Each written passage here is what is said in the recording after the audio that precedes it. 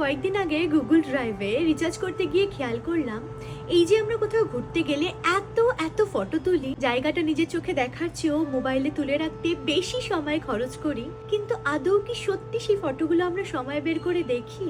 বড়জোর সেরা কিছু ছবি আমরা সোশ্যাল মিডিয়ায় পোস্ট করি, ব্যাস ওইটুকুই। কিন্তু তোমরা মনে করে দেখো, আমরা সবাই কিন্তু সেই দিনগুলো পার করে এসেছি যখন ছোটবেলায় যেখানেই ঘুরতে গেছি বাবার গলায় একটা ক্যামেরা থাকতো, আর ওটাতেই বাবা নিজের মতো করে কখন যে ছবি তুলতো আমরা বুঝতেই পারতাম না।